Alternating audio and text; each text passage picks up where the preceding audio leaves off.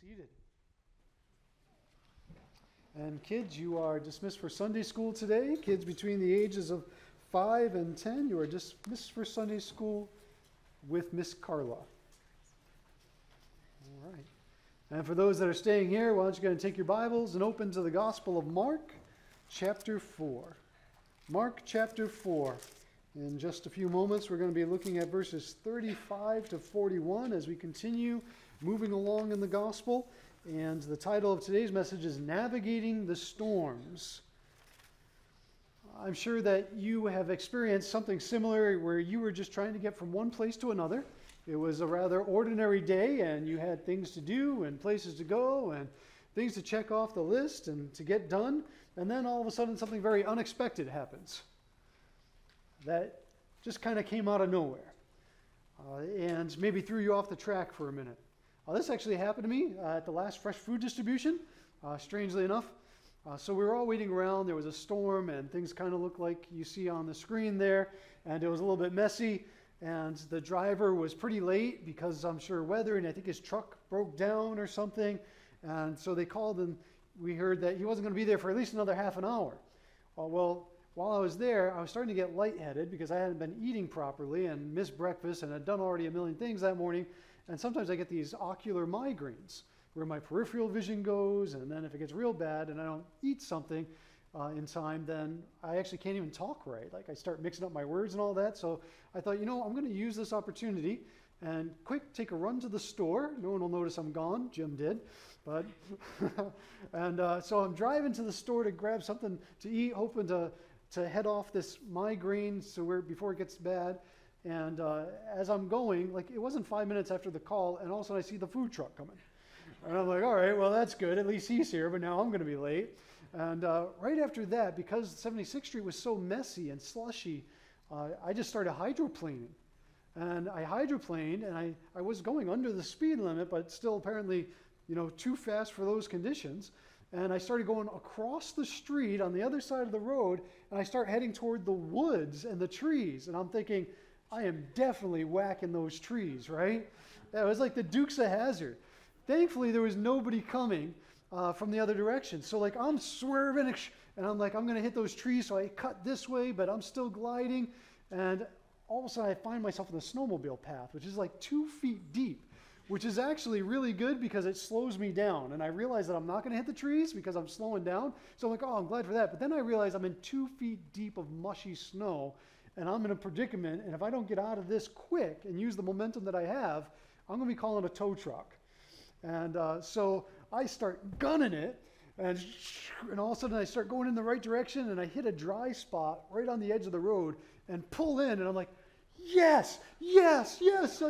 And so I'm all excited, and then I look over and I realize there's no passenger, and there's no one else on the road, and nobody witnessed this incredible driving that I just did.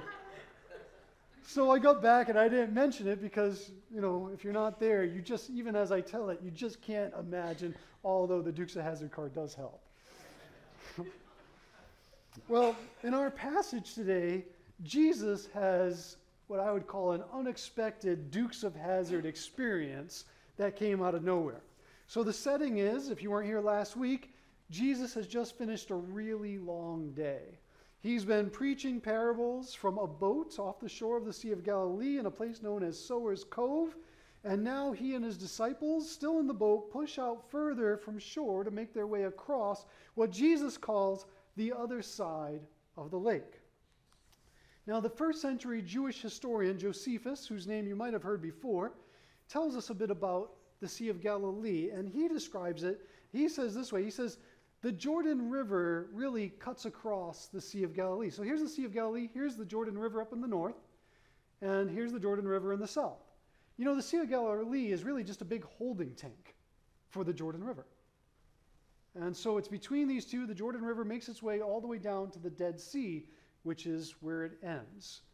And so if you imagine, and here's the line that I drew across, so Jesus is crossing from one side to another. Now, it's not a very far crossing, but there's a reason why they keep calling it the other side.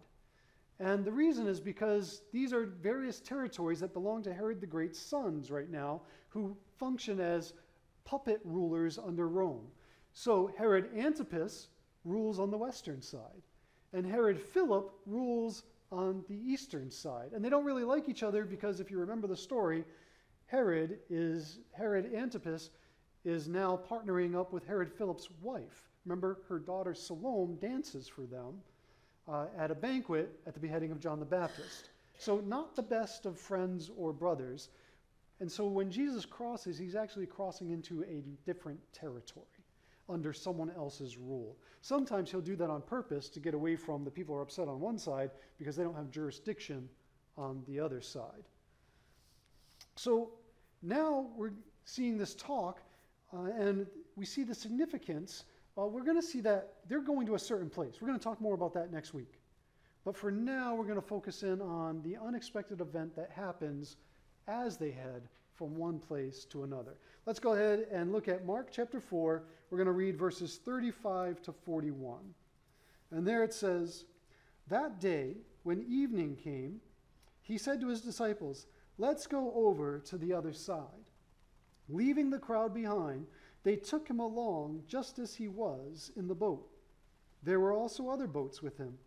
A furious squall came up, and the waves broke over the boat so that it was nearly swamped. Jesus was in the stern, sleeping on a cushion. The disciples woke him and said to him, 'Teacher, don't you care if we drown?' He got up, rebuked the wind, and said to the waves, 'Quiet, be still.' Then the wind died down, and it was completely calm. He said to his disciples, 'Why are you so afraid? Do you still have no faith?' They were terrified and asked each other, 'Who is this? Even the wind and the waves obey him.'" The word of the Lord. You know, the Sea of Galilee is actually not a very big sea. In fact, I'm not really sure why we call it a sea at all. One, it's fresh water. Two, it's pretty small. But the Hebrew people don't really have a word that differentiates between lake and sea. The word is yam in Hebrew that they use, and it just means a large body of water.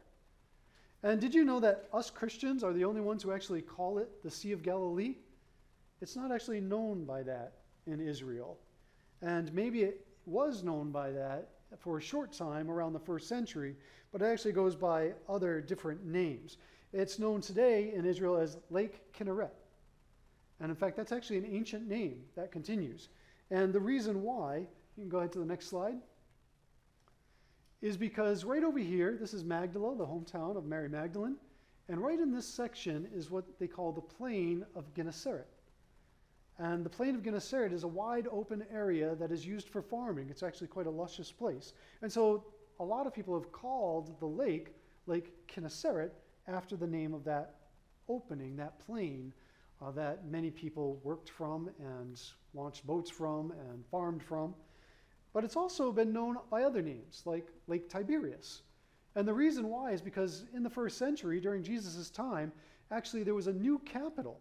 When Jesus was a boy, the capital of the region of Galilee was actually not far from Nazareth, just about 5 miles north of it. But when he moves to Capernaum as an adult and he makes his ministry base there, the new capital of the area is called Tiberias. It's a city that was named after Caesar Tiberius, but also the Emperor Tiberius, but also continues on today. It's a big city on the Sea of Galilee. In fact, at night, if you're standing on the western shores, you can easily see Tiberias lit up like a city on a hill all through the night. So it's been known by various names. And what's really significant is that it's the largest body of fresh water in Israel. But it's not as big as we might imagine. The Sea of Galilee is only 13 miles long by 8 miles wide. Now, if you compare that to Lake Michigan, which is 307 miles long by 118 miles wide, well, the whole land of Israel fits into Lake Michigan with enough room for 215 more Seas of Galilee. So here's the Sea of Galilee, and our little sailboat is sailing on there right now. So you wouldn't think that such a small lake would be capable of such a large storm. But the Sea of Galilee is uniquely situated geographically. Clinton Arnold, the New Testament scholar, explains. He says, two extensive valleys on the western side of the lake funnel wind into the lake. Westerly gusts can arise in the afternoon, turning the placid lake into a high sea with waves soaring up to 7 feet. The lake is also 682 feet below sea level, which makes it susceptible to downdrafts when cool air from the Golan Heights meets the warm air coming off the lake, and these contribute to sudden and unpredictable storms. Sudden storms are therefore familiar sailing hazards. And so you have winds that come from here where there's great valleys that the winds channel through. In fact, if you're standing right here on the shore, you can see some of those valleys cutting through mountain passes. The wind comes through there from the west. And here's the Golan Heights, this great plain that allows gusts of winds to come off that are so powerful that it stirs up this small lake to where you get to the point where you can have waves that are 7 feet high. And all of it can happen very quickly. So this wasn't a thunderstorm or even a rainstorm, because an experienced fisherman would have seen that coming from the distance and gotten off the lake. This is something that catches them unexpectedly. Josephus, our first century Jewish historian, describes a windstorm that occurred during the siege of Gamla. Here is Gamla. You can actually visit this site today. It's the site just as it's left after Josephus describes a battle that took there. In fact, there's a great first century synagogue there. He says this. He says that Jewish defenders were shooting arrows from the tower walls of Gamla, located in the Golan Heights in 67 AD. So remember, the Romans are coming in 67 AD. They're conquering the land from the north. They're going to continue to move south. And by 70 AD, they're going to overtake Jerusalem, destroy the temple, and this will be the end of Israel as a nation for nearly 2,000 years until 1948, when they are reestablished. These Jewish defenders were shooting arrows from the towers of the walls against the Romans who were below them. And the Romans were attacking from the east. And Josephus says, and I quote, "Here the Jews worked havoc among the advancing enemy with missiles of all kinds and rocks which they rolled down upon them, being themselves, from their elevated position, no easy mark for an arrow. However, to seal their ruin, a storm miraculously arose, which, blowing full in their faces from the east, carried against them the arrows of the Romans, and checked and deflected their own. Owing to the force of the gale, they could neither stand on the edge of the precipices, having no firm foothold, nor see the approaching enemy." So the Jewish group there, the rebels, are winning out against the Roman forces until what Josephus describes as a miraculous windstorm comes in. Surprising force and surprisingly. And all of a sudden the wind changes. Their arrows, the wind is blowing against it, messing up their trajectory. They can't even stand on top of the towers anymore because the wind is pushing so bad that they're being pushed back and falling off balance. These sudden windstorms are characteristic of the area, and Jesus is in one. Verse 37, "A furious squall came up, and the waves broke over the boat so that it was nearly swamped." During these windstorms, the waves get up to 7 feet in height, and their boat is not very big. In fact, we actually have an example of a first century boat that was recently found. In 1986, there was a severe drought in the region of Galilee, and it exposed the hull of an ancient boat. It was a fishing boat from the first century AD. In fact, there are coins found with it from AD 29 to 30, so we know that it's from the time of Jesus. The boat was 25.5 feet long, 7.5 feet wide, and 4.5 feet in depth.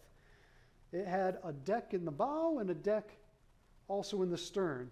It could be powered by sails, or if the wind was contrary or there was no wind, there were 4 oars so that you could row it. Typically, it could hold a crew of 5 people, which would be normal because you would want room for the cargo if they were fishermen, room for the fish, to be able to come in, but if you didn't have any cargo, you could fit up to 10 people in one of these boats. So their boat is much like this, and it is getting flooded on the Sea of Galilee in the midst of this big storm. Now, it's so bad that these experienced fishermen wake up Jesus, and they say in verse 28, "Teacher, don't you care if we drown?" So this has got to be pretty bad if experienced fishermen who work the sea every day of their lives are pretty sure this is probably the end. And then, and this is significant, something even scarier happens. Verse 39, "He got up, rebuked the wind, and said to the waves, 'Quiet, be still.' Then the wind died down, and it was completely calm." You know, as we picture this scene, we imagine ourselves filled with awe and wonder, right? We imagine how amazed we'd be if we were there when we saw this happening. But what was the response of the disciples? Verse 41, "They were terrified and asked each other, 'Who is this? Even the wind and the waves obey him.'" So before they were afraid, now they are terrified.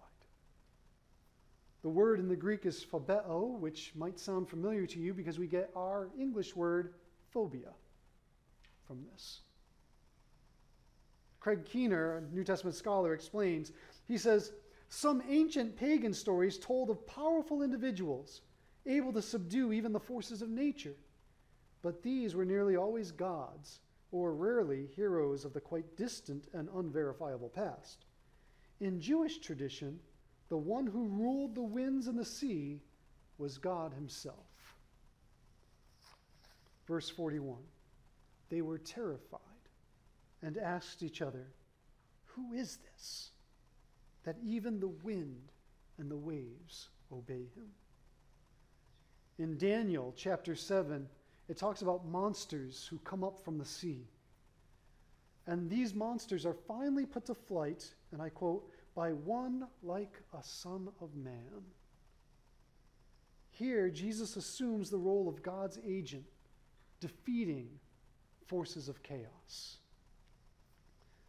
So what does this story have to do with us? Well, life has storms, does it not? In 1633, the famous Dutch master Rembrandt painted a masterpiece. It was called "Christ in the Storm on the Sea of Galilee." It's the only seascape picture that he ever painted. And interestingly, in March of 1990, 33 years ago this month, the painting was stolen from a museum in Boston, along with 12 others, in what is considered the biggest theft in art history. To this day, this painting has not been found. The picture is not entirely accurate. It was painted by Rembrandt as he was in Amsterdam. And in Amsterdam, Rembrandt was gazing out onto the vast North Sea. And of course, there were very big boats on that sea. So there were a different type of boat, and there was a different type of sea that he was looking at as he was imagining this scene. But the imagery remains powerful.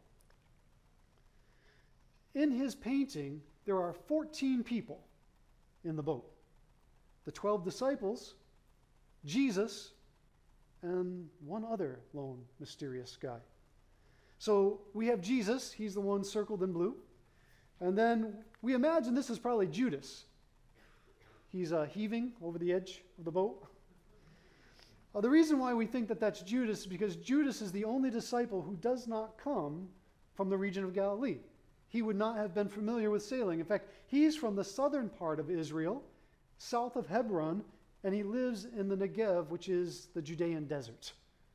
So this guy does not have, he's got land feet. He's not a sailor. And then there's one other guy, so 12 disciples, Jesus, and one random guy. Rembrandt is known for painting himself into his pictures. So this is Rembrandt. He's the guy staring back at you. So what does this have to do with us? Well, like Rembrandt, we must see ourselves in this story. This is the story of our lives. We face unexpected storms. We cry out to Jesus and wonder if he even cares. We forget that he's in the boat with us, and so we panic. Which brings us to the second point. The storms always surprise us. What we want more than anything else is comfort and stability. But life has a way of being unpredictable. And just when everything's finally going smoothly, something happens. And we're surprised by it every single time. We're shocked, we're appalled. 1 Peter 4:12, Peter writes, "Dear friends, do not be surprised when you face trials of many kinds, as though something strange were happening to you." Why does Peter say this? Because every time we're surprised. But what is this life if not a testing ground? Friends, we haven't reached heaven yet. This is the place that comes before we get to heaven. And it has a purpose. And the main purpose is not about comfort and ease. Elsewhere, Peter says this: your faith has to be tested. In the storm on the Sea of Galilee, Jesus himself is our example. What is he doing while the storm is raging? Sleeping. He's sleeping through it calmly. This whole scene should remind us actually of another biblical story from the Old Testament, although its outcome is vastly different. Do you remember another story in the Old Testament that has sailors caught in the midst of a storm, and there's a man of God who is sleeping through it?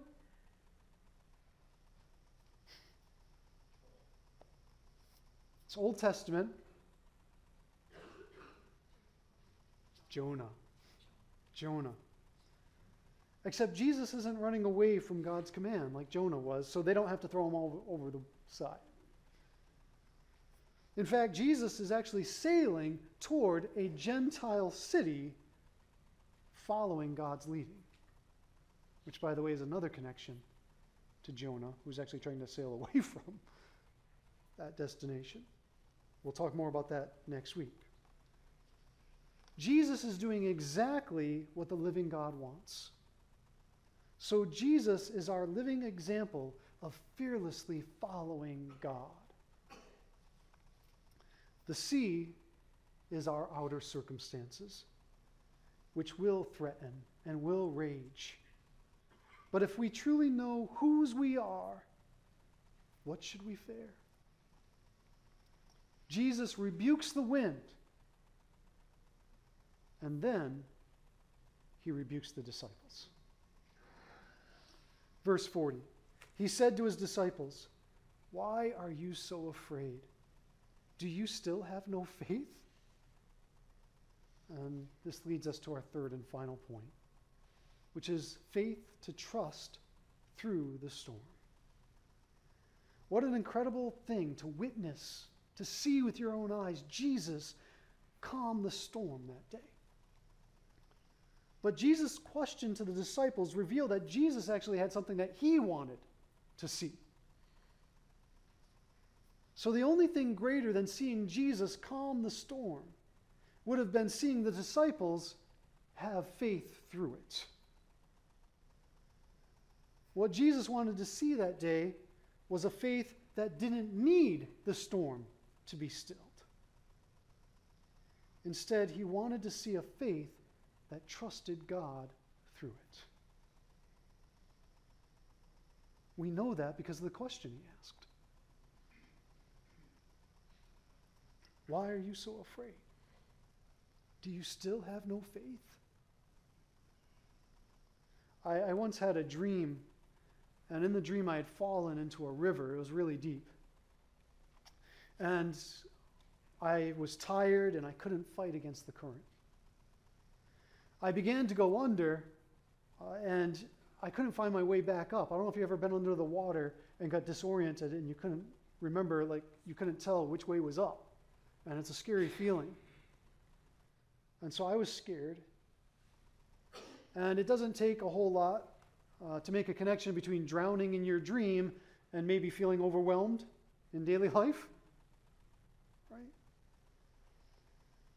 And the likelihood that you probably feel like you're in over your head. But something happened in my dream that I didn't expect. After initially panicking, I decided to go ahead and just start breathing. And I began to breathe underwater. And all of a sudden I started feeling exhilarated. Like I can breathe underwater. And I no longer felt the need to get to the surface anymore. In fact, now it became sort of an adventure. And I began following and flowing with the current, just going wherever it took me. When I awoke, I accepted that I couldn't change my circumstances. But I could choose and I could accept to live, to swim, to breathe through them. I don't know what your current challenges are, but you probably can't do a whole lot to change them. But what if instead you choose to live and to trust God through them? Amen? Let's pray. Father, we give you thanks. We know the truth of this story. We understand that we like to see storms calmed, but we also know that the better way is to learn to trust you through them. Then we won't be shaken or blown about. Then our happiness, our contentment, our joy, our peace won't be dependent on circumstances, which are ever changing. Instead, it'll be dependent on who we know and whose we are, and that's you. So I pray, because I know that each one here is going through something that they wish was different, perhaps something that they don't have the power to change. Help us to trust you through it. Help us to find you in it. And to know that you will get us to the other side, even without calming the storm.